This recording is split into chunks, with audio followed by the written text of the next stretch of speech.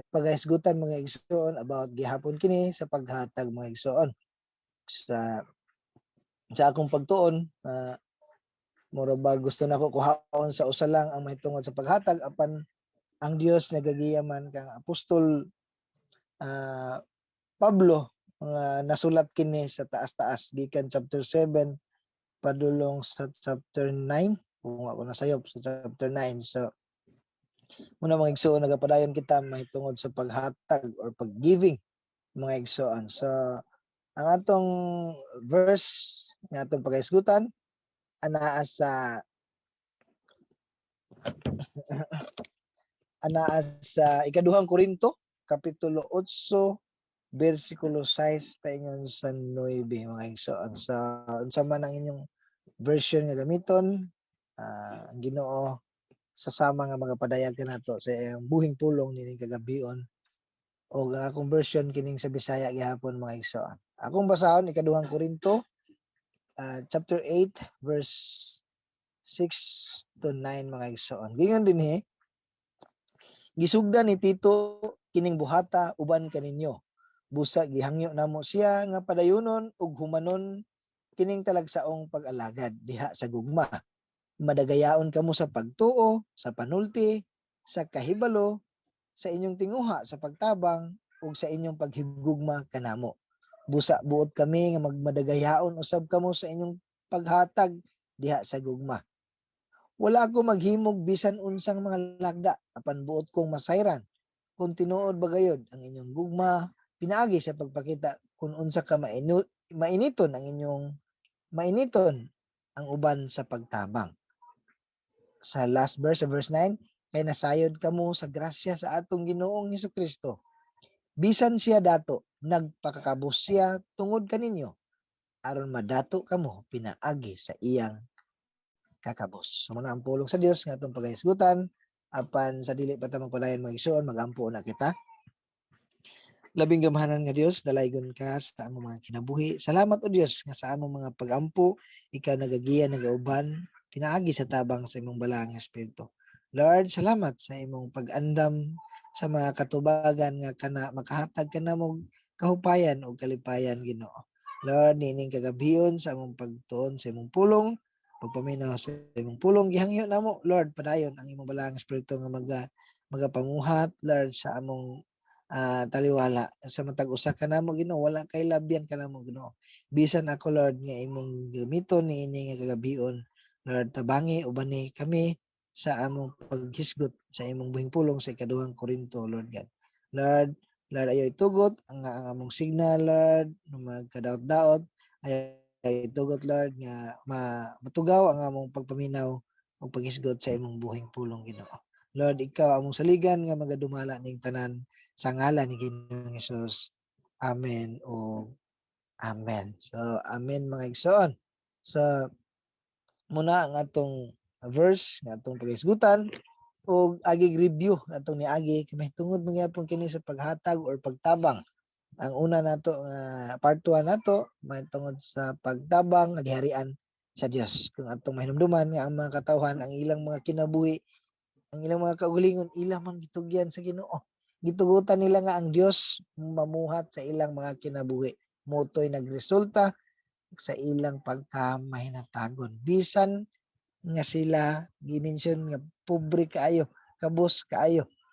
Apan ang pagtabang wala nakababag niya na mga igsoon. So labaw pa sa gidahom ang ilang pagtabang, paghatag nga nagpamatuod sa ilang gugma. So mo po na ang atong responsibilidad ato nang gitapos atong niagi nga mensahe ang atong responsibility mao ang pagpakitag lawom nga kahangawa ug kaluoy labi na sa mga nanginahanglan especially sa atong mga kauban Kristohanon. So muna mga igsoon, kung gingon sa Galacia 10, di ba dili naton dangon ang pagbuhat ug maayo labi na sa mga isig ka Kristohanon. Ug karon sa atong title pagtabang nga giharian sa gugma.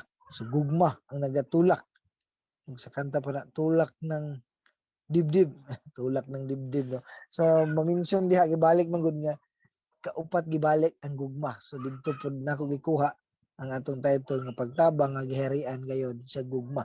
Gugma ang nagtukmo, dili ang serbisyo, dili ang unsa nga motibo, kundi gugma ang nakaingon ngano nga malipayon sila nga mihatag. So sa verse 6, klaro nga gisugdan ni Tito uban sa mga kauban ug gihangyo sa ni Pablo nga padayunon ug humanon ang kana nga klase nga pag-alagad mao ang paghinatagay, pagtinabangay sa mga nanginahanglan. So una nga punto, madagayaon sa tanang aspeto.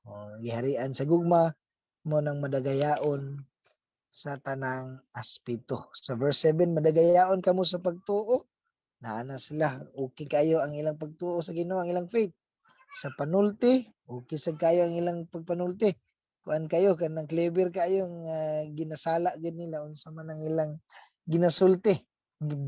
Kanang gabantay gid sila nga dili masayop sa ilang pagpanulti. Sa kuan kinano kanang pagpanulti, biliklon kaayo bisan sa atong mga komedya nga medyo lain na di ay. So naa sa pagtuo, sa panulti, sa kahibalo, naan na sila nga aspeto, madagayaon na sila diha sa ilang tinguha nga pagtabang. Ug sa inyong paghigugma kanamo. Busa buot kami nga magmadagayaon usab kamo sa inyong paghatag diha sa gugma. So kana na lang ang gihangyo ni Pablo nga tinguha niya, pag-ampo niya nga sila magmadagayaon abunda diha sa paghatag diha sa gugma. Cheerful giver, malipayon nga muhatag. So ang tao nga malipayon muhatag, gitulak kayod kana siya sa iyang sa gugma. Sa mao po na mga igsoon nga gi-example man ni Apostol Pablo ang mga taga Macedonia kung atong minumduman sa niagi natong paghisgot nga na ang kinabuhi sa taga Macedonia. Mao na nga iyang example aron tagaan og giya ang mga taga Corinto mahitungod sa ilang paghatag. Naa na sila sa ilang pagtuo, okay ang ilang faith, okay ang ilang pagpanulti, okay ang ilang kahibalo, sa ilang tinguha nga pagtabang, paghigugma, naa na. Mao po na sa atong mga igsoon. Sa atong application ni ana nga magmadagayaon kita sa tanang aspeto. Kung okay kay atong faith sa Ginoo, Lord, mao ni ikaw Lord. Ang kuan sa Ginoo, ang description sa Ginoo, ang pag-ilan nimo sa Ginoo ingana sugatuo gid ka sa imong manggawas sa imong baba. Praise the Lord, hallelujah. Di ba mga igsoon?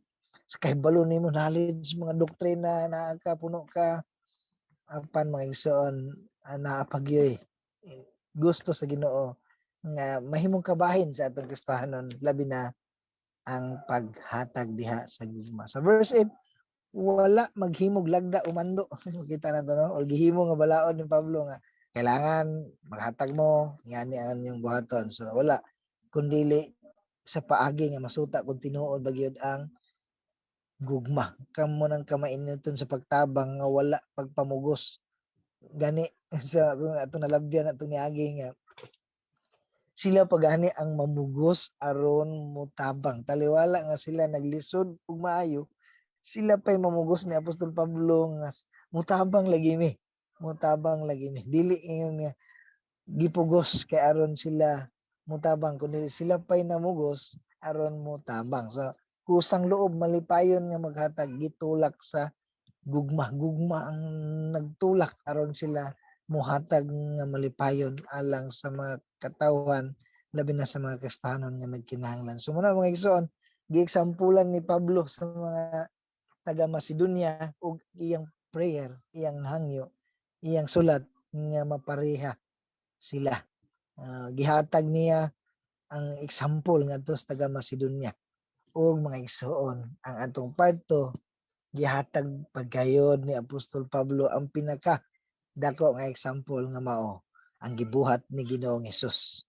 Tulak gyapon sa gugma. Gugma ang nagtukmod. Ang atong title pagtabang ang giharian sa gugma. Unang punto madagayaon sa tanang aspeto. Naana kanila ang pagpanulti, mga pagtuo, ug magmadagayaon unta sila sa paghatag. Ug ikaduha nga punto ang example niya Apostol Pablo, madagayaon ang Dios. Sa verse 9, kinasayod kamo sa grasya sa atong Ginoong Hesukristo. Bisan siya dato nagpakakabos siya tungod kaninyo aron madato kamo pinaagi sa iyang kakabos. Sa walay duha-duha mga igsoon, sa walay pagpanganugon, mihatag si Ginoong Hesus, mihatag ang Dios sa iyang bugtong anak. Gi-give up niya ang iyang kahayahay aron kita maayahay mga igsoon. Gi-give up niya ang iyang kahayahay ug gidawat ang pagpaubos nga bisan ang pag-antos hangtod. Pag-antos sa krus hangtod to the point nga siya mamatay. Muna mga igsoon. For God so loved the world that He gave His only begotten Son, that whoever believes in Him should not perish but have eternal life. So muna mga igsoon, ang pinaka dako nga gihatag ni Apostol Pablo mahitungod sa giving. Muna gift nga pinaka atong tinguhaon labi na December muna atong ipanghatag nga regalo mga igsoon. Muna atong pinakaihatag nga regalo labi na sa atong mga pamilya kay December mo naman ang tapok-tapok mga igsoon. Muna atong pinakatinguha nga sila maabtan niya nga regalo ang kadako sa gugma sa Dios nga iyang gihatag ang iyang bugtong anak aron ang tanan nga mutuo maayahay. Dili man maayahay ang tulin ang kayahay diri sa kalibutan apan didto sa paraiso sa Dios, didto sa langit sa Dios, diin didto wala nay kasakit, wala nay balatian, wala nay sala, wala nay kaguol, wala nay luha. Pahira na sa Dios ang tanan. Ang tanan perpekto na dito sa langit mga igsoon. So kana mga igsoon no sa atong application mao kanay gidahom o gipaabot sa Dios sa iyang mga anak nga makita ang dako natong pagtuo kaniya, madagayaon kita sa atong pagtuo sa Dios nung sinultihan, nagatubo sa kahibalo sa Dios ug may tiunay nga gugma sa isig kakastuhanon. Kung balikon ang ikaduha nga dako nga sugo sa Dios, love your neighbor as yourself. Gugma ang imong isig katawo sama sa pagigugma nimo sa imong kaugalingan. So gugma sa Kristohanon ug may gugma usab sa pagtuman sa kabubot-on sa Dios. Kay mao man kana ang gusto sa Dios nga atong buhaton sa atong isig ka magtotoo sa atong isig katawo mga igsoon. Ug ang labaw gayud niya ang gidahom mao nga mangginatagon kita sa iyang gihatag kanato iya man kining tanan. Ug iya lang tang gihimo nga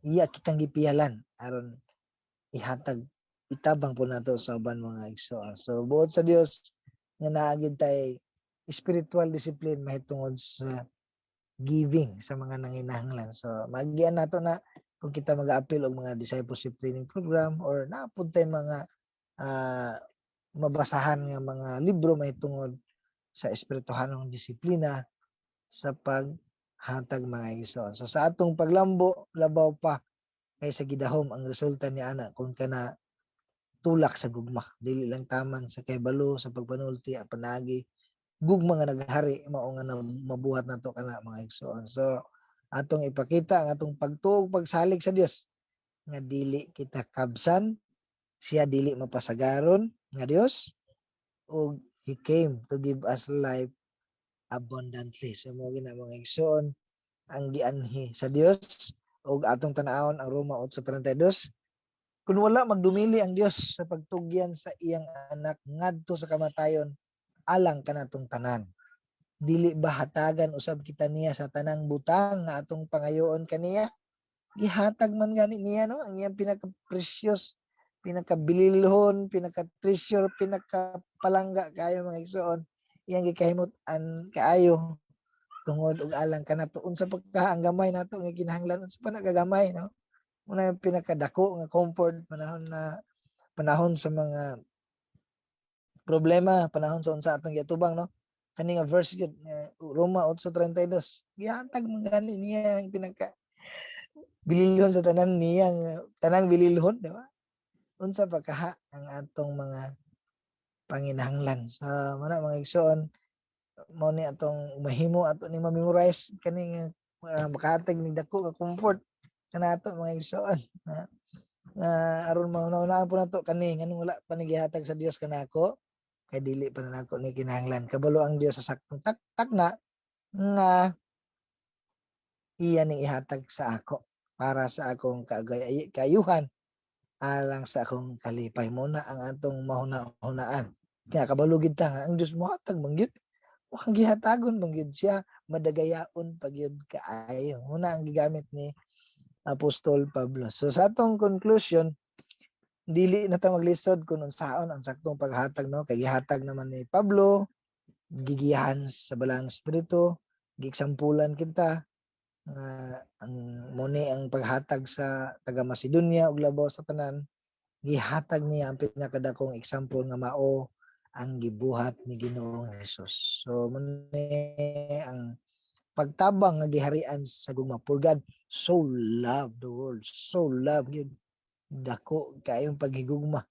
Grabe ang iyang paghigugma mo, ang iyang gihatag mo ng madagayaon ang iyang paghatag o gusto po niya nga madagayaon kita sa tanang espiritu labi na sa atong paghatag mga igsoon. So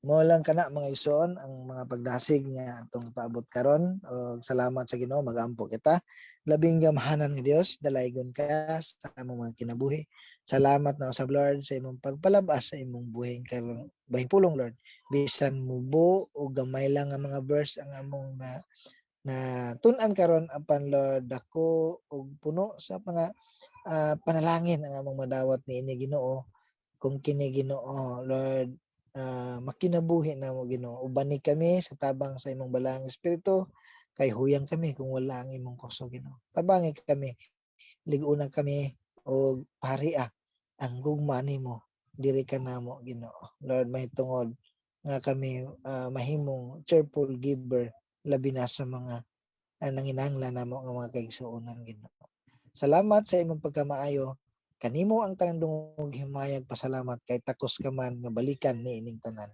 sa ngalan ni Ginoong Hesus amen ug amen